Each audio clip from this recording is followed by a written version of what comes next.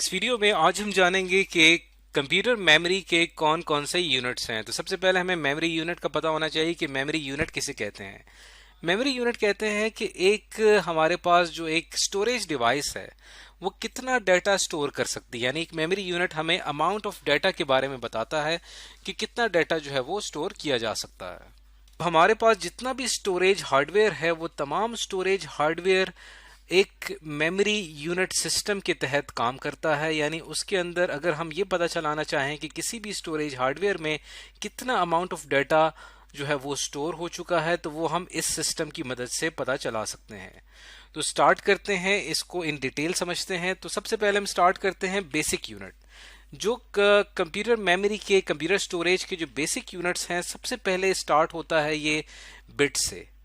Bit कहते हैं कि हमारे पास जो एक सिंगल बाइनरी डिजिट है जो कि 0 हो सकता है या 1 हो सकता है, वो जो उसकी स्टेट है, उस डिवाइस की जो स्टेट है जो कि 0 को रिप्रेजेंट कर रही है, 1 को रिप्रेजेंट कर रही है, वो दरअसल बहुत ही बेसिक मेमोरी यूनिट को रिप्रेजेंट कर रहा होता है।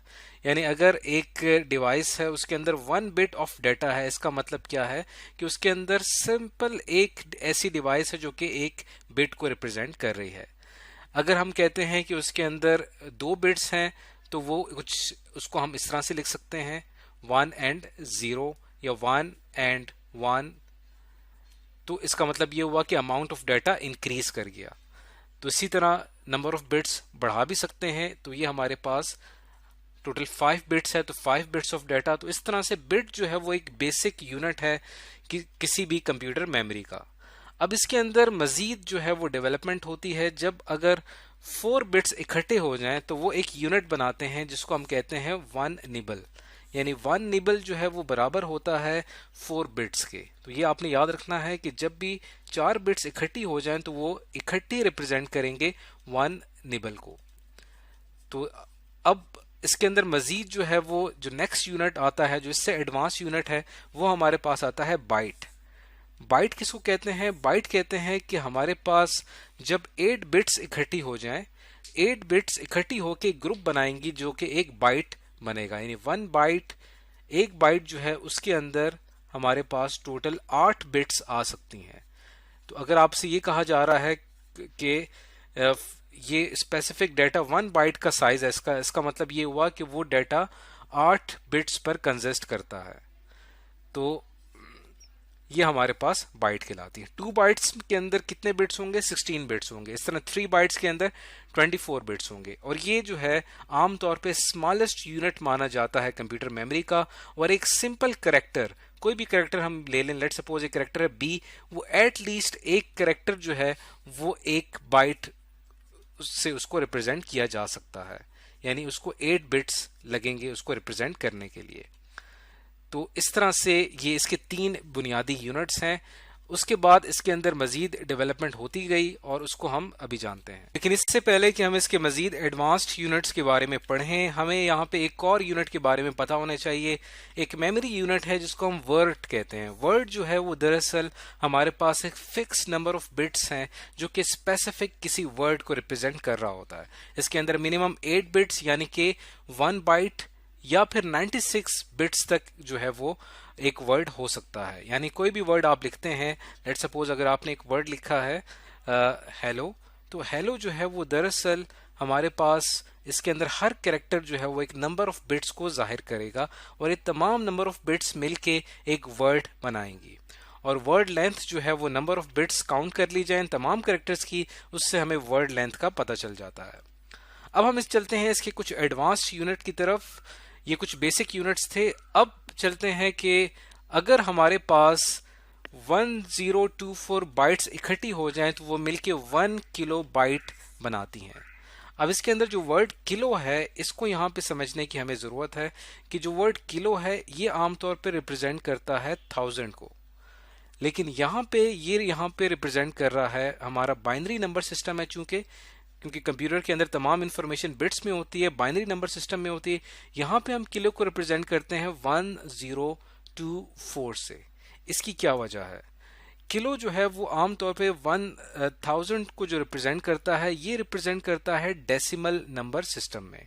यानी डेसिमल नंबर सिस्टम के अंदर जो कि हमारी नॉर्मल, जो हमारी नेचुरल लैंग्वेज है या जो हमारे नेचुरल नंबर्स हैं 1 2 3 4 5 6, इस नंबर सिस्टम के अंदर तो हम किलो को 1000 से रिप्रेजेंट करते हैं, लेकिन बाइनरी नंबर सिस्टम में हम इसको 1024 से रिप्रेजेंट करते हैं।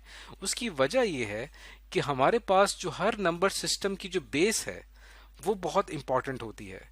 यानी डेसिमल नंबर सिस्टम में जो हमारे पास बेस होती है वो होती है 10।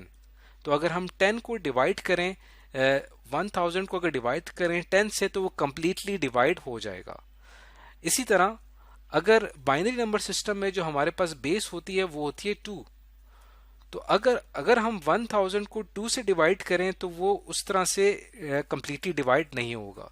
तो हमें क्या करना पड़ेगा कि 1024 एक डिजिट हमने यहाँ पे फाइंड आउट किया है, जिससे अगर हम जब 2 से इसको डिवाइड करते हैं तो वो कंप्लीटली डिवाइड हो जाता है।